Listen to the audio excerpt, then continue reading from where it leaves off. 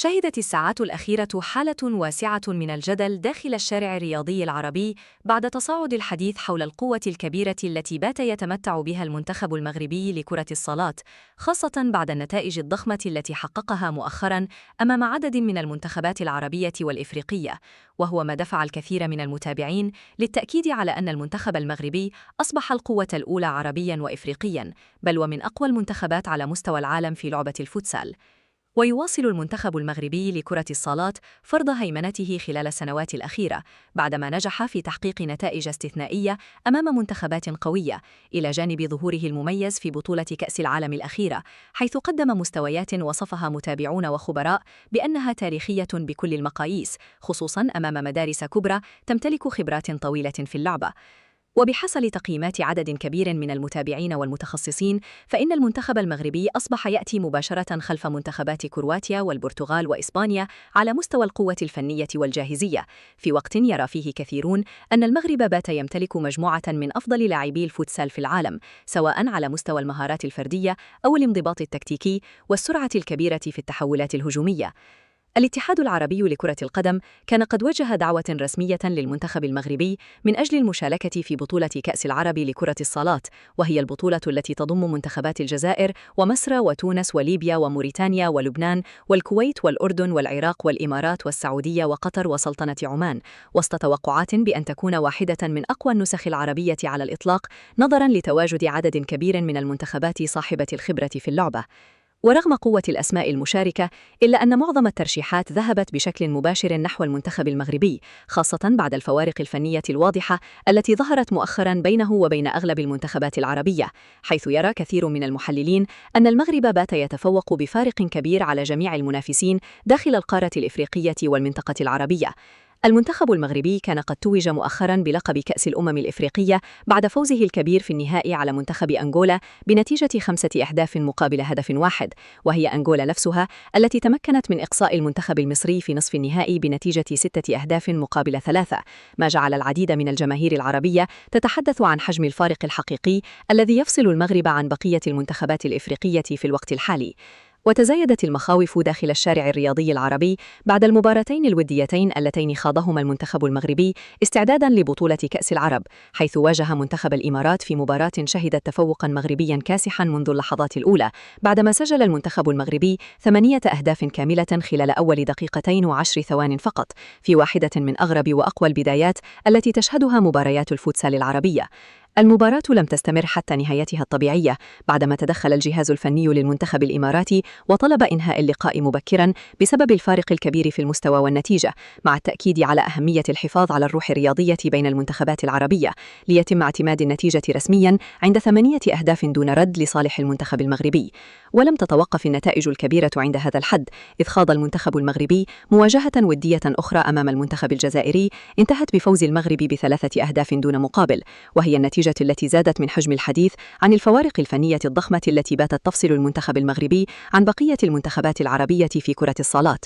الأرقام بدورها تعكس حجم السيطرة المغربية على اللعبة عربياً، فالمنتخب المغربي نجح في الفوز بجميع النسخ الأربع من بطولة كأس العرب لكرة الصالات منذ انطلاق البطولة، ليحقق العلامة الكاملة ويحافظ على اللقب في كل مرة شارك فيها، وهو إنجاز غير مسبوق على مستوى البطولات العربية. ويرى متابعون أن المنتخب المغربي لم يعد مجرد منتخب قوي عربياً أو إفريقياً فقط، بل أصبح مشروعاً عالمياً حقيقياً قادراً على منافسة كبار اللعبة، خاصة بعد النتائج القوية التي حققها أمام مدارس أوروبية كبرى، من بينها الفوز على منتخب البرتغال بنتيجة 6 أهداف مقابل 4، في وقت كانت فيه بعض المنتخبات العربية تتلقى خسائر ثقيلة أمام نفس المنافسين. كما أشار عدد من المحللين إلى أن منتخب الإمارات كان قد تعرض سابقاً لخسارة كبيرة أمام البرتغال، وهو ما جعل المقارنات تزداد بعد النتيجة الثقيلة التي حققها المغرب أمام المنتخب الإماراتي في المباراة الودية الأخيرة، حيث اعتبر كثيرون أن المنتخب المغربي وصل إلى مستوى فني مختلف تماماً عن بقية المنتخبات العربية.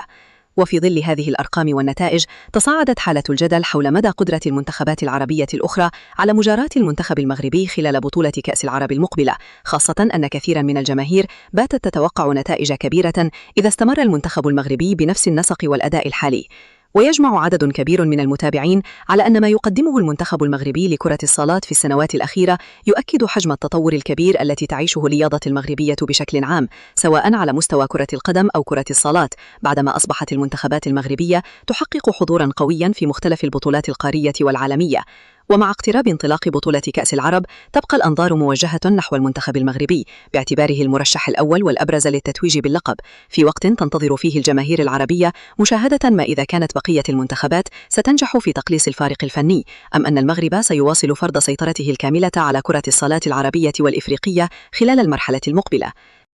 ورغم حالة القلق الكبيرة التي انتشرت بين الجماهير العربية بعد النتائج الأخيرة، فإن الكثير من المتابعين أكدوا أن ما يحدث حالياً لم يأتي من فراغ، بل هو نتيجة مشروع طويل عمل عليه الاتحاد المغربي لكرة القدم خلال السنوات الماضية، سواء من ناحية تطوير البنية التحتية أو الاهتمام ببطولات الفئات السنية واكتشاف المواهب مبكراً، وهو ما انعكس بشكل مباشر على مستوى المنتخب الأول لكرة الصالات. وتشير التقارير الرياضية إلى أن المنتخب المغربي بات يمتلك مجموعة من اللاعبين المحترفين القادرين على اللعب تحت الضغط وبنسق سريع طوال المباراة، إلى جانب امتلاكه جهازاً فنياً يعتبره كثيرون من الأفضل على مستوى العالم في اللعبة، وهو ما منح المنتخب شخصية قوية داخل أرضية الملعب أمام أي منافس مهما كان اسمه. وفي المقابل بدأت الجماهير العربية تتساءل حول مستقبل المنافسة في بطولة كأس العرب، خاصة مع الحديث المتزايد عن الفوارق الكبيرة بين المغرب وبقية المنتخبات المشاركة، حيث يرى البعض أن البطولة قد تتحول إلى استعراض مغربي جديد إذا استمرت المنتخبات الأخرى بنفس المستوى الحالي دون تطوير حقيقي. كما زادت المقارنات داخل الشارع الرياضي العربي بين ما يقدمه المنتخب المغربي لكرة القدم وما يحققه منتخب الفوتسال، خصوصاً بعد الإنجاز التاريخي الذي حققه أسود الأطلس في كأس العالم لكرة القدم، حيث يرى كثيرون أن المغرب أصبح يمتلك منظومة رياضية متكاملة قادرة على صناعة النجاح في مختلف الألعاب الجماعية وليست في كرة القدم فقط. وبين حالة الإعجاب الكبيرة بالمستوى المغربي وبين التخوف من اتساع الفارق الفني، يترقب الجميع ما ستسفر عنه بطولة كأس العرب المقبلة، خاصة أن بعض المنتخبات العربية بدأت بالفعل في مراجعة حساباتها بعد النتائج الأخيرة، وسط مطالب جماهيرية بضرورة تطوير مستوى اللعبة والعمل على إعداد أجيال جديدة قادرة على منافسة المنتخب المغربي مستقبلاً. ويرى محللون أن استمرار المغرب بهذا المستوى قد يجعله خلال السنوات القادمة منافساً دائماً على بطولة كأس العالم لكرة الصالات، وليس مجرد منتخب يحقق حضوراً مشرفاً فقط، خصوصاً أن المنتخب المغربي أثبت في أكثر من مناسبة قدرته على مواجهة كبار أوروبا وتحقيق نتائج قوية أمام منتخبات تمتلك تاريخاً عارقاً في اللعبة. وفي الوقت الذي تتزايد فيه الإشادات بالمستوى المغربي، يؤكد متابعون أن كرة الصالات العربية تحتاج حالياً إلى طفرة حقيقية إذا أرادت اللحاق بالمغرب، خاصة أن الفارق لم يعد مجرد نتائج مباريات، بل أصبح فارقاً واضحاً في السرعة والتنظيم والانضباط والخبرة والتعامل مع المباريات الكبرى. كل هذه المؤشرات جعلت كثيرين يعتبرون أن المنتخب المغربي لكرة الصالات يعيش حالياً أفضل فترة في تاريخه، وأنه أصبح نموذجاً عربياً ناجحاً في كيفية بناء منتخب قوي قادر على المنافسة عالمياً، وسط توقعات باستمرار الهيمنة المغربية على البطولات العربية والإفريقية خلال السنوات المقبلة